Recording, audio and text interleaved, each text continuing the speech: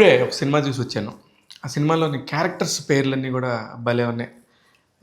Gym Jackson అని, అలాగే పాపిరెడ్డి, గుర్రం పాపిరెడ్డి, అలాగే సౌదామిని అని హీరోయిన్ క్యారెక్టర్, చిలిపి, చిలిపి అనే క్యారెక్టర్ ఇంపార్టెంట్ క్యారెక్టర్, అలాగే గొయ్యి అనేది ఒక క్యారెక్టర్, మిలిటరీ అనేది ఒక క్యారెక్టర్. ఈ 5 క్యారెక్టర్స్ చుట్టూ మిగతా ఇంకొక 5, 6 క్యారెక్టర్స్.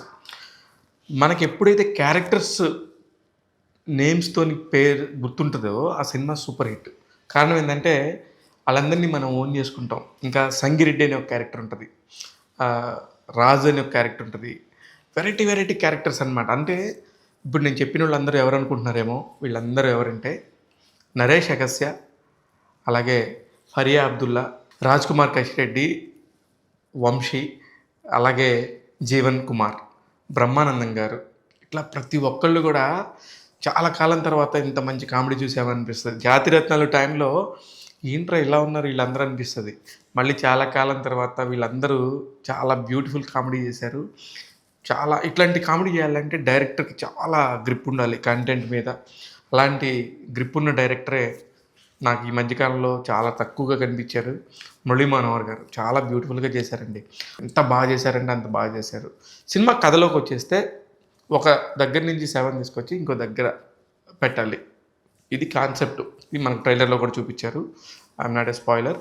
జస్ట్ అది దానికి సంబంధించి వీళ్ళందరూ ఏమేం చేశారు? వీళ్ళందరూ ఎందుకు ఈ పేర్లు పెట్టుకొని తిరుగుతున్నారంటే, వీళ్ళందరికి కూడా ఇయన్నీ నిక్ నేమ్స్ లాగా చాలా బ్యూటిఫుల్ కామెడీని జనరేట్ చేశారు. బ్రహ్మానందం గారు చాలా రోజుల తర్వాత చాలా బాగున్నారు. ఇకపోతే యోగి బాబు క్యారెక్టర్ ఉంటది. అసలు మీరు థియేటర్‌లో ఎంజాయ్ చేస్తారు డెఫినెట్‌గా. ఇక ఇట్లా ప్రతి ఒక్క క్యారెక్టర్ కూడా, అలాగే లాయర్స్ ఉంటారు. అమ్మాయి పేరు సీరియస్ టాపిక్‌లో జడ్జిగా ఒక ప్రశ్న అడుగుతాడు ఆ లాయర్‌ని. ఆ లాయర్ పేరు సౌమ్య బొల్లాప్రగడ. ఏమో సార్ నాకు తెలీదని చెప్తది. అంటే ఎంత సున్నితమైన హాస్యం అంటే అంత బావుంటది. ఎక్కడో మనం జాతిరత్నాల టైంలో చూసినప్పుడు గనుక ఏంటి ఇట్లా ఇట్లా వెరైటీగా ఉన్నారనిపించింది. కామెడీని చాలా రోజుల తర్వాత ఈ సినిమాలో చూసాం. 2:30 గంటల పాటు హిలేరియస్ అండి. ఎక్కడ అసలు నాన్ స్టాప్ కామెడీ ఉంటూనే ఉంటది. నెక్స్ట్ వచ్చి ఏం పంచి పడతా ఉంటదో అనుకుంటా ఉంటాం. అలాంటి టైంలో ఫినిషింగ్‌లో ఒక ట్విస్ట్ ఇస్తాడు హీరో గుర్రం బాపిరెడ్డి, నరేష్ అగస్య.